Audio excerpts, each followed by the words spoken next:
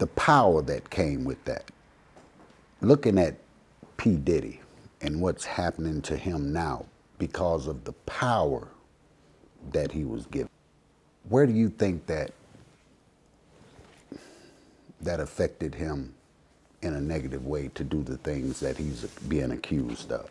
It's something about power that it just overtakes some people when their mind just flips out. And I imagine that's what really happened to P. Diddy, is that this power became so overwhelming that he had no respect for nobody else because they didn't have the same type of power he had. So hear what I say, for it is the truth you see. There can only be one, the original. OG, two letters that define respect. Welcome to the original OGs. I created the original OGs to document the forgotten parts of American history. I want to recognize and give a voice to the men and women that have climbed to the top of their game. Believe me, the men and women that sit in front of this marquee have been authenticated as original OGs. My name is Mr. Rick. Welcome to my world, a world of the originals, the unique. Welcome to the original OGs.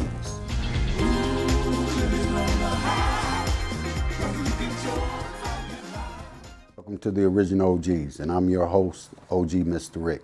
We have a very interesting guest, and we're going to tell his story, or allow him to tell his story. I want to introduce you to the real Freeway Rick Ross, but I want to be the first one to introduce you as Dr. Ross. Is that correct? Yeah. Yeah. Starting Saturday. Starting Saturday. So I don't think it would be inappropriate to say that now. And let me ask you, how did that happen? I don't know, really. You know? Somebody saw something in you. Yeah, well, you know, I'd be wondering why they haven't saw it sooner, you know. That's a very powerful accolade to lay on. Well, you know, somebody. I say they saw it. They saw it? Yeah, they finally saw it. That was good enough. So tell me, who is the real Rick Ross? That's a good question. A lot of things. Father. That's beautiful. Brother. Uncle. Go ahead. Cousin. Son. I mean, grandfather. You know, it's about family and loved ones first. You have children. Mm-hmm. How old are your children? From 40 to 12. How is that working out for you? With me, I didn't have opportunity to work with mine because I went to jail when they were very young. I want to ask you something. We can get right into it. Nicolas Maduro, the current Venezuelan leader. How do you feel that situation is working out as far as the government? They say that the U.S. government is trying to take that over, or they're trying to bring people here in order to put a puppet in place there. Do you have any thoughts on that? Not really. I pay a little attention to foreign affairs, but not a great deal. You know, I be so focused on my mission that it's hard for me to see other people's missions and plans and so forth. And I try to really stay focused on. And I'm doing a lot. I have a lot of missions and a lot of goals. But I wouldn't be surprised, you know. That's the way America keeps their power, you know, by taking over situations that are not in a position to hold their own. Did you ever deal with the Venezuelans in your heyday? No, Nicaraguans. Nicaraguans, okay. Did you, well, you had to have seen a similar situation then to what I just mentioned. Well, when my situation was going on, I didn't pay attention to what was going on in Nicaragua either. You know, my focus was more on, could I get my product, was my product good and was it cheap? Well, most black people didn't look at that either until it just blew up, and you know they just couldn't run from it because it was everywhere. Yeah, I didn't know until after I was in prison, and Gary Webb, the reporter, brought that information to the forefront. After you looked back at it, then what did you think? How they had manipulated the situation, and you felt like, hey, you know, I blindly played a part in this. Yeah, well, you know, you feel used in a way. You know, in some ways you feel used, more so because I probably was in prison, you know, and I felt that if the rest of the players wasn't in prison, why am I in prison? Right. There were some bigger players than you. And in a sense, the President of the United States kind of gave a pass, if you would say. He almost made it where it was okay to do it. You know, a blind eye. Well, more than just a blind eye. A blind eye would be if something is going on and you act like you don't see it. Right. But it's a difference when you literally open the door and let them in. So that's a little different. And you kind of, you know, say that it's okay, you know. So when you were back in your, I want to move back a little bit first though, because I like to know people. You were born and raised where? In Los Angeles. In Los Angeles? No, I wasn't born in Los Angeles, but I was raised in Los Angeles. You were raised in Los Angeles. You were born? In Texas. In Texas? What part of Texas? Tyler. Tyler is close to what? Big city, Dallas. Dallas? Yeah, okay. about 100. In that area? 100 and something miles from Dallas. Okay. In your upbringing, what were your parents like? What kind of conversation was that like in trying to bring you up in that environment? Because I'm thinking that... Well, I didn't really know my father. Okay. My father wasn't around. From what I understand, my mom and my father broke up when I was 4 months old. Okay. So I didn't really get a chance to be around my father. I think the first time I was really around him, I was 35 years old. So, and didn't really care one way or the other about him or our relationship or none of that. I didn't know my father. My mom, you know, was normal, you know, normal woman trying to make it, you know, did odd jobs, you know, from being a maid to cleaning offices to gardening, you know, church going, you know, love God, Jesus. Did you ever go back to Tyler, Texas? Every summer I went back, yeah. Was it still that Jim Crow feeling there? Absolutely, absolutely. What was that like? They still had black and white bathrooms. Water fountains, the whole 9 yards. I don't know about the water fountains, but I know Definitely bathrooms because I had to right. use. And you can imagine if they had black and white bathrooms, they probably had black and white water fountains and everything else. I had to use the bathroom one day, and you know, they told me I couldn't use it because it was a white-only bathroom. Did your mother ever, or your relatives there, ever have that conversation with Yeah, you? Mom talked about it before, where they used to have to go in the back door of restaurants. They couldn't go through the front door. Like another Emmett Till, not really knowing and being in the midst of something and not knowing how dangerous it was, but knowing how different it was.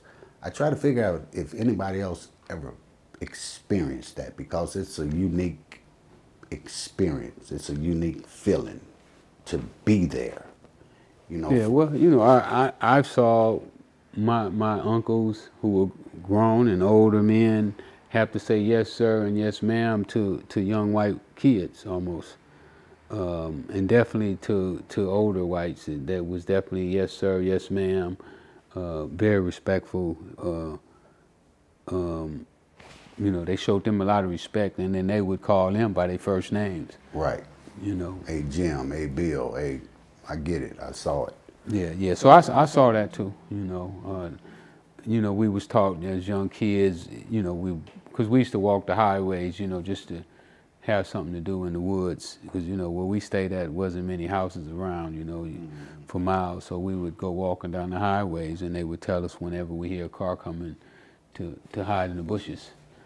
You know, I'm taking that journey because I want younger people to be able to visualize what we're talking about so that they can understand where we came from. Because I think they have wipe that out of the minds of our young people and thinking like it's always been like it is today. That ain't true, man. No, it's not. You know? Yeah, well, I think it might be harder for young people now than it was for when we was coming up. Well, give it to me. Well, when we was coming up, we kind of knew what we was up against. Now, these kids out here, they just kind of wandering around, not really knowing what they're supposed to be doing with themselves and not knowing how to compete in this system. You know, that was a hell of a statement you just made. Because when you look at the reality of it, we did know what we were up against. Absolutely. You know, I think young people think that it's a fair playing field. That's the biggest bullshit in the world. What do you think? I don't think that it's a fair playing field, but I know that if a person takes themselves and put them all behind something, then no matter what the playing field is, they can win. I feel that too.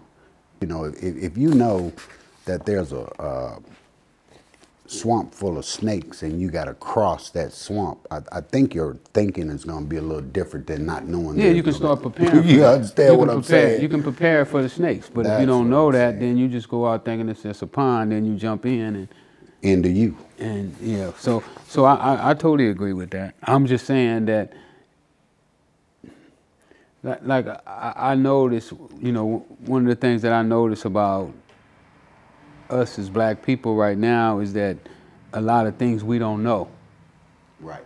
And if you don't know, it's your fault, kind of, that you don't know. I mean, you could blame other people for not showing you or not revealing what's really going on, but at the end of the day, it's your responsibility to get the things that you need. If you're going through that swamp, then you're supposed to be prepared for whatever might come up when you're doing that. So I think that we have a lack of preparation as people. Kind of give me an example of what you just Well, said. with myself, you know, I sold dope. I made a lot of money.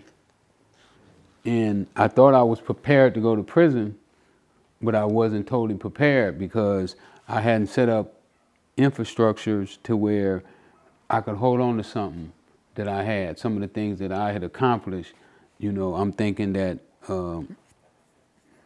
that my family would just be able to take that and hold on to it, and that wasn't the case. And I didn't prepare them for that, you know. It's like I kind of let them just go along, you know, do whatever they want to do. Instead of me, when I was in position, I could have buckled down and forced them to do the things that I wanted them to do.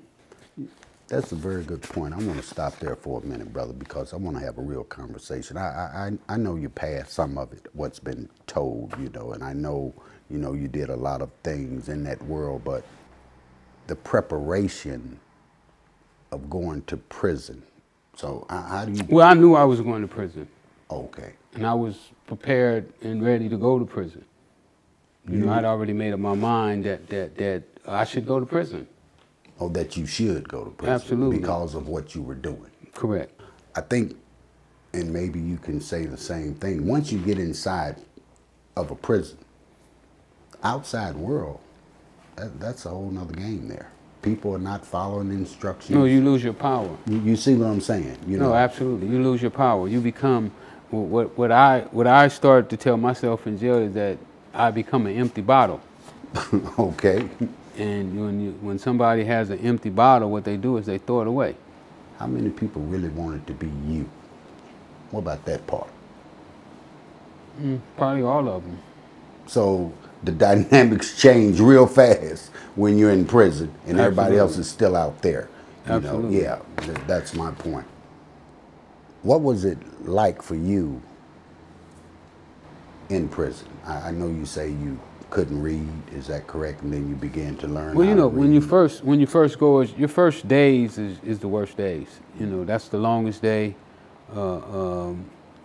Your first day and probably your last day is your longest day. Those are the longest 2 days that you're probably gonna do.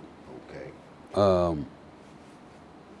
After I learned that I could make prison work for me, it became easy. How You did know. you do that? Well, I figured out things that I could do that nobody else could do, even on the street. Because when I was in jail, I wanted to compete with guys on the street. I didn't want to just compete with guys in prison. Because I could outdo them in prison. They were kind of easy to beat because they kind of like almost gave up. Right. You know, like we're just going to play cards, we're going to play dominoes, we're going to watch the football games, we're going to watch basketball. We're going to kill time. We're going to go lift weights, you know, and then that was it. So when I found out about reading books and gaining knowledge, then that made my time go by like super fast. Like I didn't have enough time in the day to read books, you know. I want to read that other book, but they're going to be cutting the lights off at 9 o'clock. Right. So. And you're trying to get some door light to keep reading. And sometimes I'll be sitting in the door, you know, in the light of the door, trying to read the books and, you know, buying the book lights with the little battery in it and run them down. So it became easier for me once I started to see that I could turn myself into something that could compete with people on the street. What made you feel like you could begin to look at your own case? Guys told me, guys that was going to the library, you know, they chastised me about depending on my lawyer. Mm-hmm. You know, even though my lawyer, you know, I paid my lawyer a lot of money, and they were saying just because you paid him a lot of money don't mean that he's going to give your case the attention that it deserves. Did you discover something wrong there? Absolutely. Absolutely. One day, just out of the blue, you know, it really started from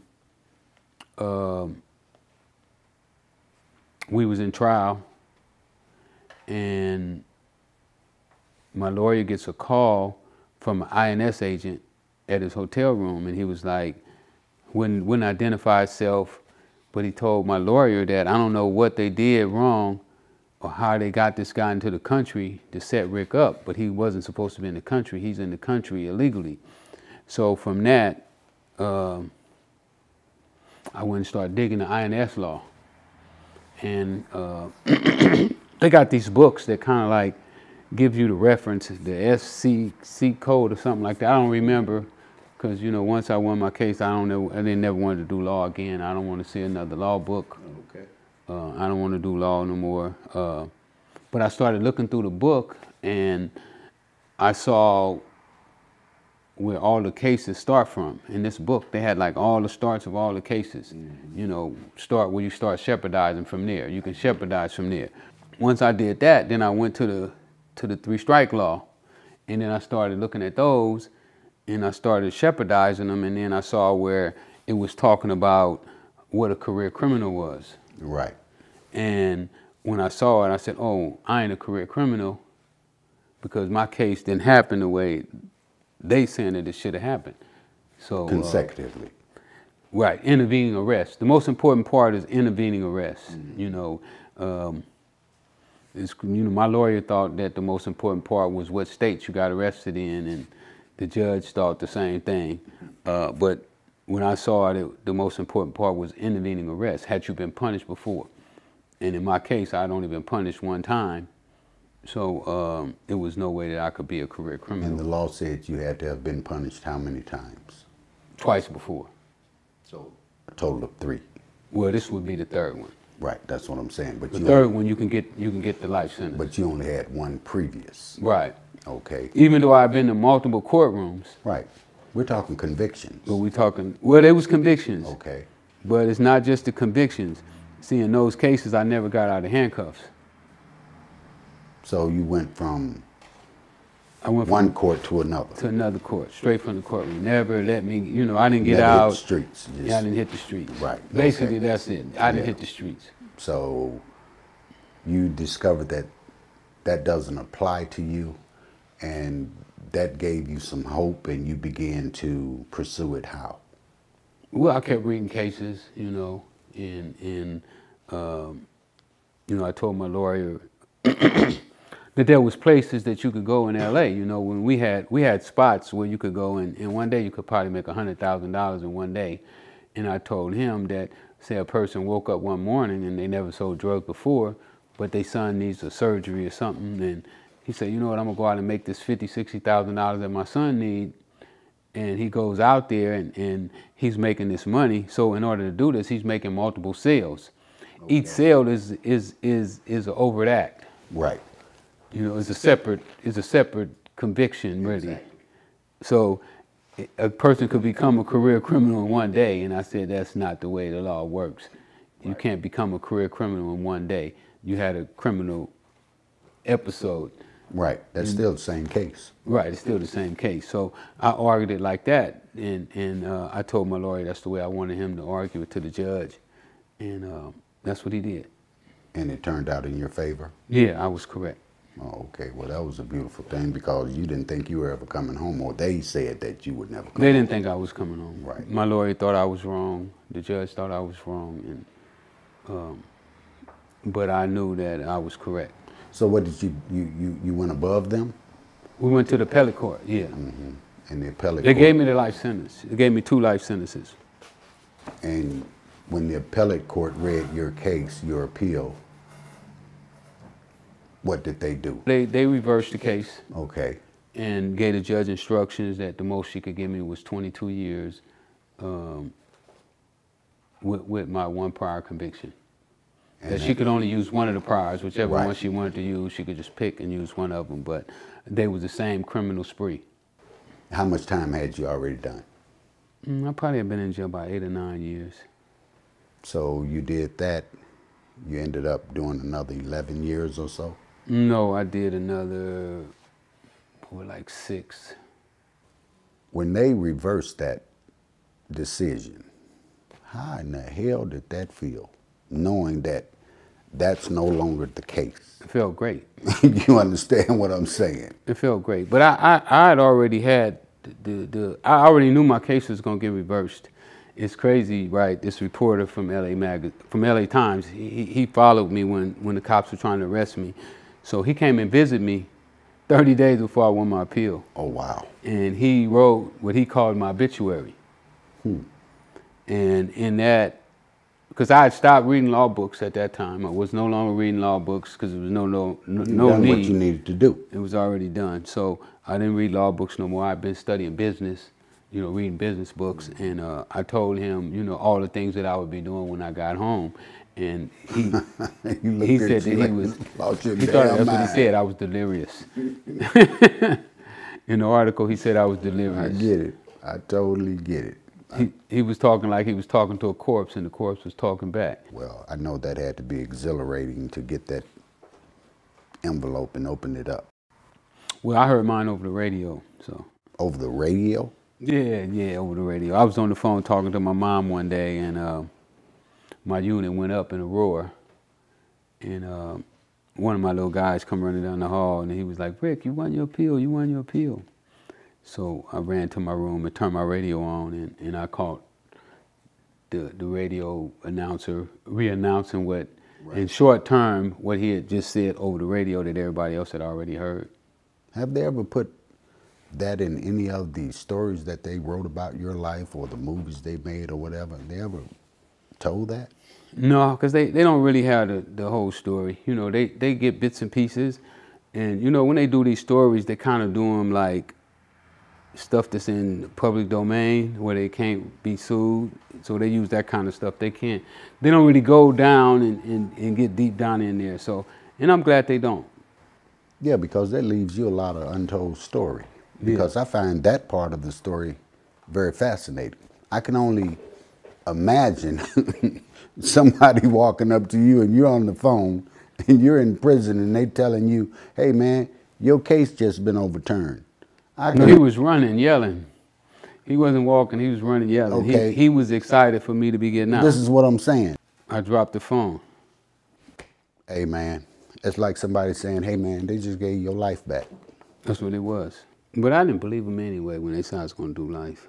Yeah, they had, what, 4, 6 gun towers around the prison, 2 trucks that circled full time. They had 1 fence of barbed wire that was about 12 feet high.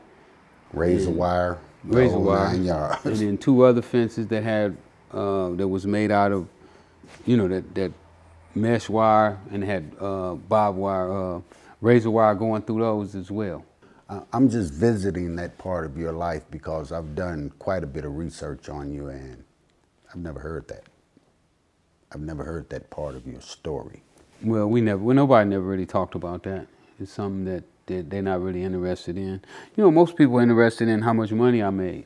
Yeah, I understand how much dope you sold, how much cocaine you sold, et cetera, but I think that's been talked about enough. Everybody already know that. My point exactly, because when you get that doctor's degree handed to you, that's the beginning of another journey.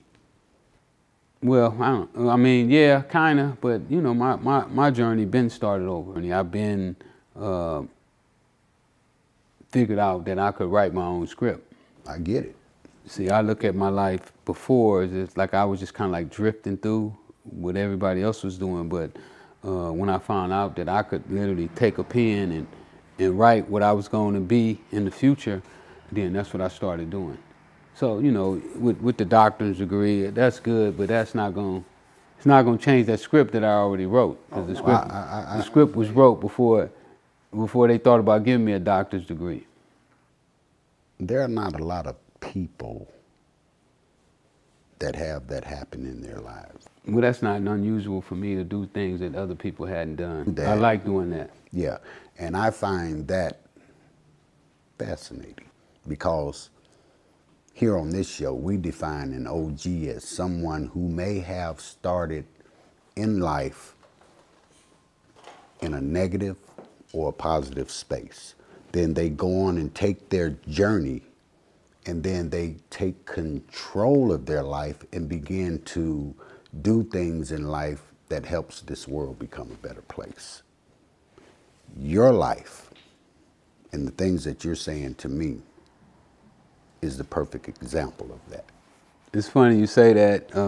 When I met Farrakhan, and he told me that I could look at my life two ways, right? I could get down on myself about selling drugs, or I could look at my life as an experiment so that could help other young people who were thinking about getting into drugs. And that's why I wrote my book. I wrote my book so that young people could open up that book and know from the beginning how it's going to start. And some people say, oh, you taught them how to sell dope better. But I felt that if a person could see the game from start to finish, then they can make a logical decision. But so often, we give our kids half information, and it's tough for them to come up with an answer when they don't only have the whole problem. You just hit on your conversation with Farrakhan. Do a lot of people try to blame you for the crack epidemic? It's been something to have. I've had people come to my speaking engagements and say, my mom died from smoking crack or died smoking crack, whatever, in that scenario, and that you are responsible. And, I had to tell them, when did your mom start smoking crack? She said, 92. I said, I was in prison. Nobody wants to take responsibility for their own actions. We all have to take responsibility for our own actions. And I believe if nobody puts a gun to your head and tell you to take crack, then you really can't blame that person for the crack. And I had a scenario, that I kick around when I was in prison, and I was saying, what would happen if you took away all the drug dealers today? You can't treat one end of this system different than you treat the other one and think that you're going to solve the problem. Right. And definitely incarceration hasn't worked. For what, 50 years we've been fighting this war on drug, and I think drugs are cheaper now than they ever was. Do you really think that was a war on drugs? Well, that's what they called it. Yeah, they labeled it that. But right. I didn't see that. I'm gonna hit on this, and then I'm gonna move forward a little bit. Now, the CIA was manipulating that whole situation. Yeah, it was their army. You and others introduced crack to the community, my question goes to, who invented cooking crack? You didn't. No. The CIA took a part in the invention of actually cooking crack and then introduced it to guys in the community like yourself. The CIA used to give us crack and give us an apartment to get as high as we wanted to get. Experiment with them. Yeah.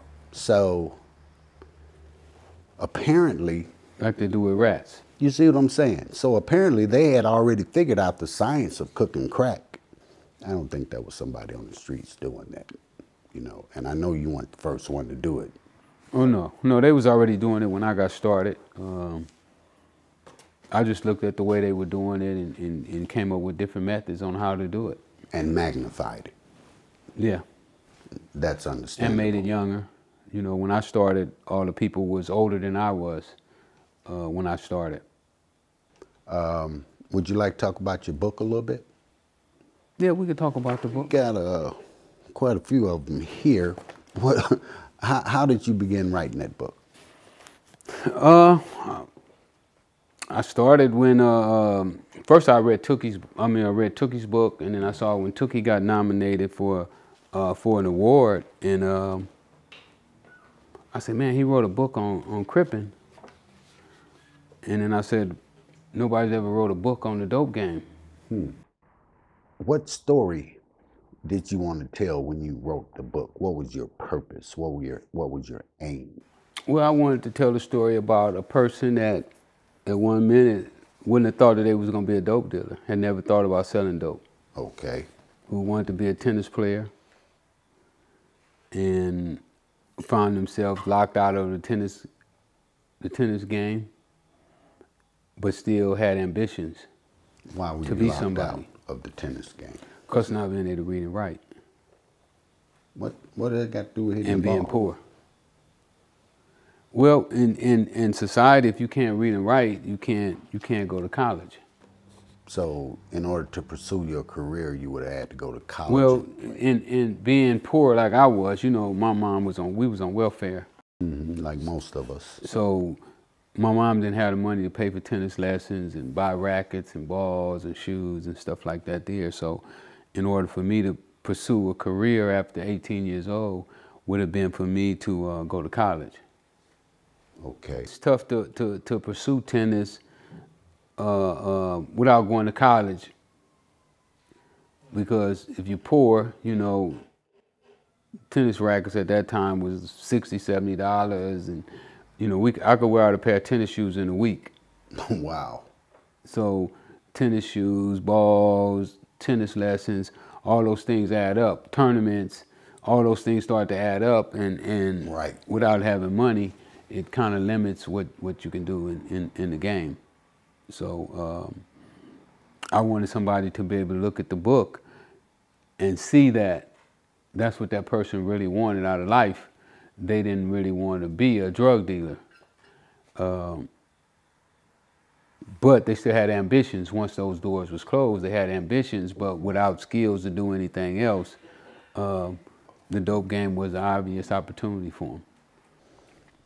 Reading the material that I read about your life, I saw a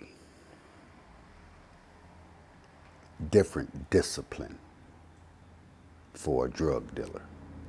And I'm wondering, did the world of tennis give you some of that discipline? Absolutely. Tennis is a real disciplinary sport. You know, it's probably one of the most trying sports that it is, you know, for its conditioning. You know, you got to run 5 miles every other day. You got to do wind sprints. You got to do push-ups. There's so many things that go along with developing yourself to become this athlete. You got to be a world-class athlete, basically. Right. You know, you got to be as fast as a football player, you know, being able to move agile like a basketball player. So all of these different elements you have to have. In tennis, if your backhand is not working, then you go out on the court and you hit 200 backhands until you figure out, you know, where you're missing it. Problem. Where's the problem? So those kind of disciplines was easy for me to add inside the dope game.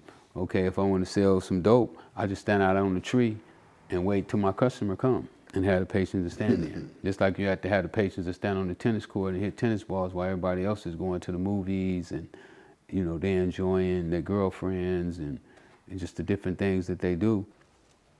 It's something that, as black people, I think it hurts us the most. Yeah, I came up with a concept the other day, is that we have short focus. You know, we can focus on something for an hour, but once it starts getting past an hour, 2 hours, 3 hours, our focus starts to fade. Well, hopefully we can last an hour. No, I'm keeping the shit real, man. I mean, that's really the thing if you're a user. You know, because users always quit. You know, I saw people quit 1,000 times. Take their pipe, throw it in the trash can. I'm done with this shit. I spent all my rent money. Right back tomorrow. I spent everything I had. And the next thing you know, they come up with a brand new pipe. And be like, oh, man, I got some more money, huh? I'm going to do it this last time or this last week, and then I'm going to quit. It's always the last time. You know, my coach told me, though, one day, you know, he just passed a couple of days ago, too. Wow, sorry to hear that. Rest in peace. But he told me, he said, once you find out you're going the wrong way, you don't drive another 400 miles. Okay. You turn around. I'm just going to keep going. Yeah. Yeah, that makes all the sense in the world. I'm going to get where I'm going, but I'm going to just keep going the wrong way. Right. But we do that all the time in our lives. Everyday lives, we go the wrong way. All the time. And don't reverse it. You know, I know people smoke cigarettes and they be like, oh, I'm going to quit. Yeah. Next year. The importance of discipline, I see you've passed that on to your children. I try to. In the game of tennis. All my kids played tennis a little bit. My older kids probably would have been pros too had I not went to prison. Wow. Because, you know, I used to get them up in the morning and run them, set up in the schools where they could go to school at a certain hour. You know, didn't have to be at school all day. I had all that set up. Wow. But once I went to prison, nobody was there to do that. And I tried to make some preparations. You know, I had set apartment building up for the tennis coach so he could, you know, get the money and take care of everything that needed to be done. But that didn't work out either. What happened with that situation? I don't know. I don't know. When you went to prison, you don't know. Yeah, I don't know. You know, I get it. And he hardly, you know, he already spoke to me about it when I got home from prison. But you know, you can't chase bad money. You know, once that money has been bad, you gotta let it go. Don't throw good money at the bad money. A lot of people that throw good money at the bad money. And now you got a bad situation. So worse. It was already bad. Now it's worse. Okay. So when you were at the height of your game, and we're switching gears here, the power that came with that, and this is a twofold question, because looking at P. Diddy and what's happening to him now because of the power that he was given or earned or however it fell in his lap and the abuse of it, where do you think that affected him in a negative way to do the things that he's being accused of? Well, and I've had that happen too, because I didn't put people in my position.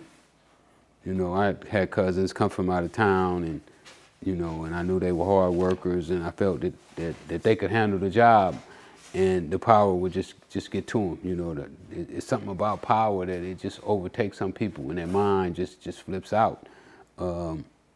And I imagine that's what really happened to P. Diddy, is that this power became so overwhelming that he had no respect for nobody else because they didn't have the same type of power he had. Because I messed with a bunch of these guys in the music industry, and most of them, what was done to them, they turn around and do it to their friends. My point exactly. Yeah. So. And with me, I was totally the opposite. I look at my friends as my equal. Mm-hmm. Even if they don't have the same kind of money I have, you still just as important as I am. Money don't make you, money don't make you special. It don't make you important. It just gives you a tool that can be used in, good or evil. There are a lot of people you can take advantage of. Oh yeah, it was loaded with people that could be taken advantage of. People was very vulnerable when people on crack. I saw people after they just starting, like their girlfriends just turn them on, or their brother or their sister or somebody just turn them on, and that the vulnerability is coming. Right. I could almost predict when they're going to become that vulnerable person that they could be taken advantage of. It's just a matter of time. Yeah. It's just a matter of time. But I always treated my customers with dignity. And that's why when I see, I run into some of my old customers right now. Some are cleaning themselves up, and even some who's still on the street, and they still love me. It was almost like they wanted me to be a drug dealer. Like they was glad that I was there for them. People here in Chicago, they would root for the big drug dealer or what have you, because the good ones. They root for the good ones. This is what I'm saying. Not the ones that mistreated them. No. Because what I was getting ready to say is, that type of person was the type of person that you could walk up to and say, hey man, look, I ain't trying to drag on you or nothing like that, but here's my situation. And people like yourself or others, they would help them. Correct. I should be able to give something back. I know we were talking about P. Diddy and the power and how that may have gotten to his head, but there are a lot of other people that do the same thing that's in that industry. You talked about being in the music industry. Have you encountered situations where they try to give you a bad deal? Not a record deal, but on my movie deal, when I went to them, they insulted me, or tried to. Even with my book, they offered me $15,000 for my book. Then they insulted my intelligence by telling me nobody wanted to read it. But these wasn't black people either, so. Well, they wouldn't know. I don't think just black people read your book and look at your stories. No, but black people really supported this book. The strongest, because they can connect with you more so, but what I'm finding out with the OGs is people of different nationalities, white people, Hispanic people, Asian people, they're really intrigued by our stories. Oh, correct. Well, we're probably the most creative people on the planet. You see what I'm saying? But we don't hold on to none of our intellectual properties. We always sell our properties to somebody else for money. That's proof that we have not learned that part of the game well. I agree. So I think we need to put a little emphasis on that, not now, but in life. Yeah. Well, when I live my life that way, so that they can see that you can do it on your own, you can do it without somebody coming propping you up. Right. Like I said, they offered me for my movie rights. They offered me $600,000 for my movie rights. They wanted me to walk away from the movie. No back end. No back end, no participation. Told me I might get to come on the set sometimes. And I just could imagine how they treat most of our entertainers, and that's why most of them can't come back and help the neighborhood, because they don't have the power. I get it. Man, we think they have the power, but it's not there. Well, it's really, they're like puppets. They got the puppet master back behind them with the strings to tell them everything to do. I had a young lawyer that I used to hang with, Antonio Moore, and one of the things that he told me that really stood out, because I can learn from anybody. Mm-hmm. I take lessons from anybody and everybody. He told me that I'm probably one of the first multimillionaires that made it rich without having a white man Right. helping me do it. And in saying that, what does the future of black people look like to you? It looks bright to me. I know it's messed up right now. You know, we're doing totally lousy right now. Homelessness is at an all-time high, unemployment rates, but this internet is a game changer. Okay. And they're getting to see some stuff in real time that they never had the opportunity to see before. You know, they heard stories about stuff that had taken place in the world, people who've taken $125 and then turned it into $3 million a day, but they didn't get to see it in real time. So now they're getting to see stuff in real time.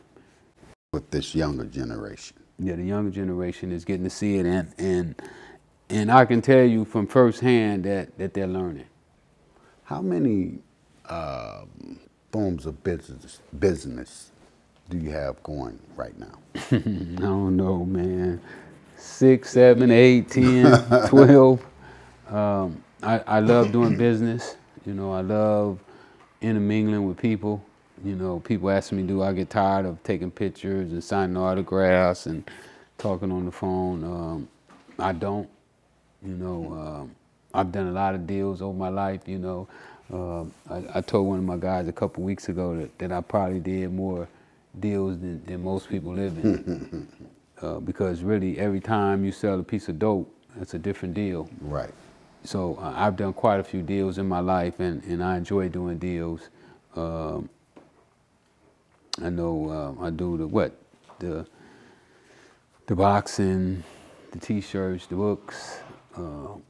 I just built a new website. What is that about?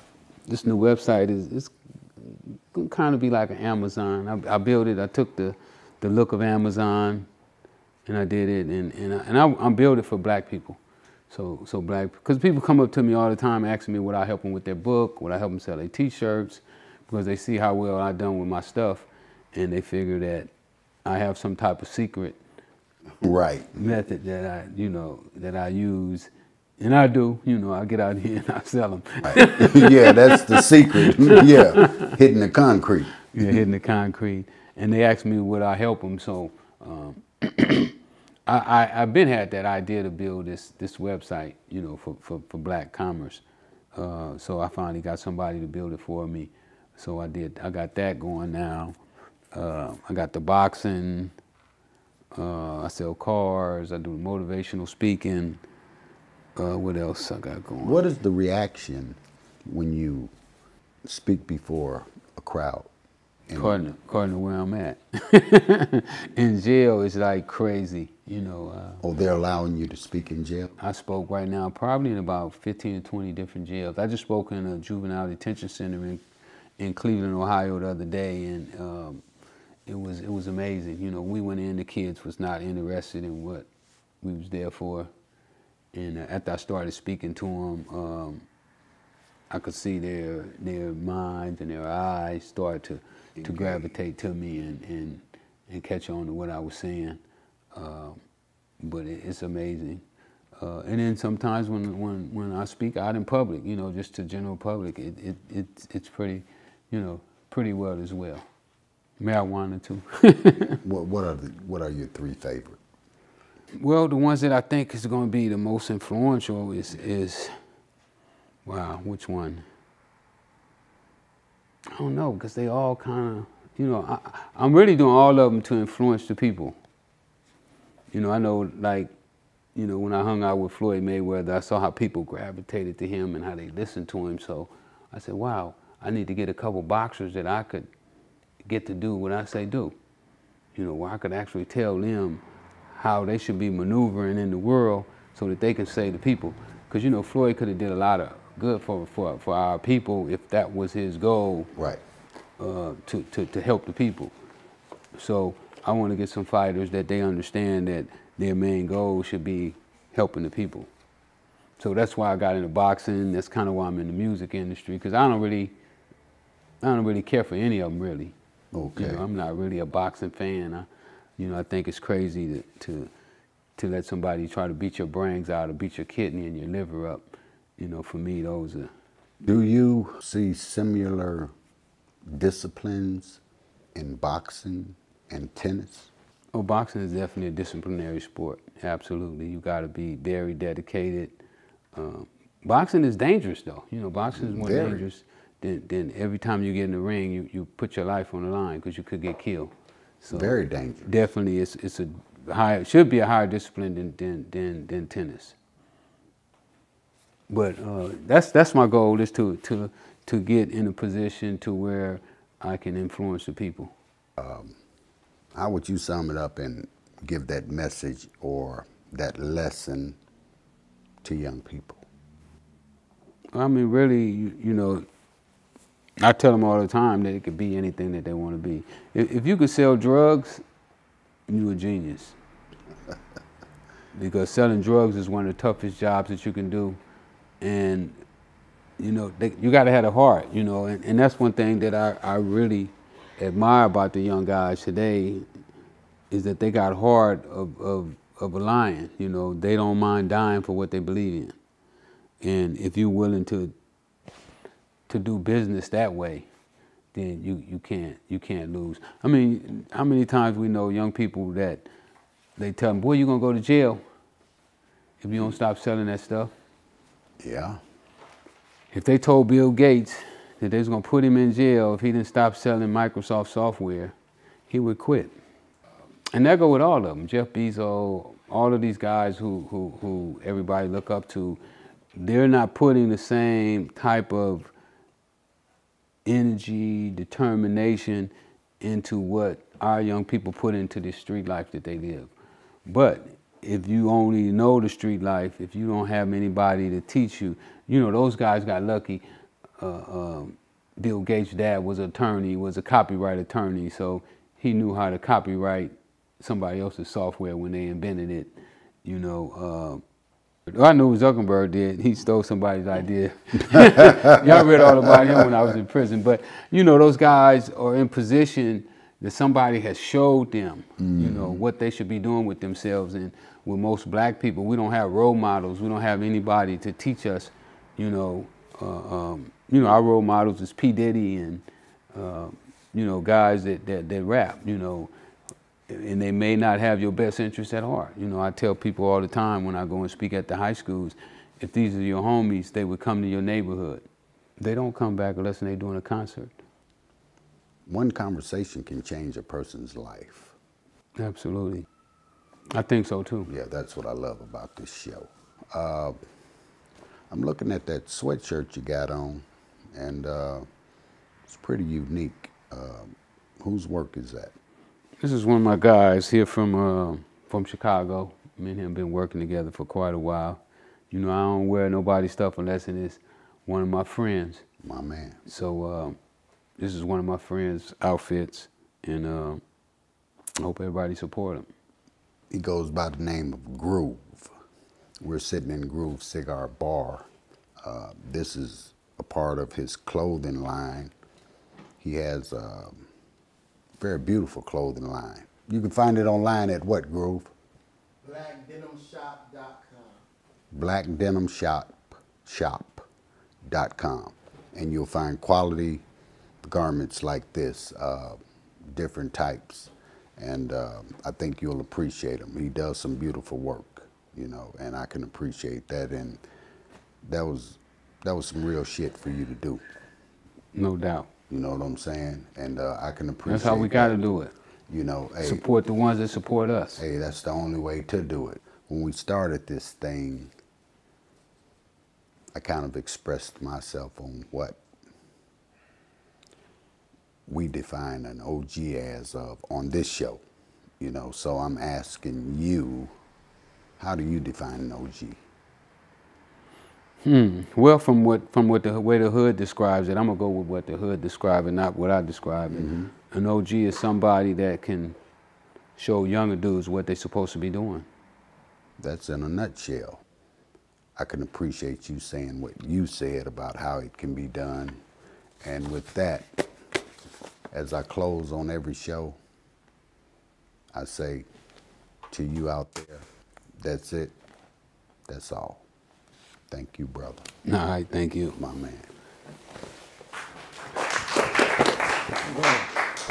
We have created this show so that men and women alike can come forward and tell their truth.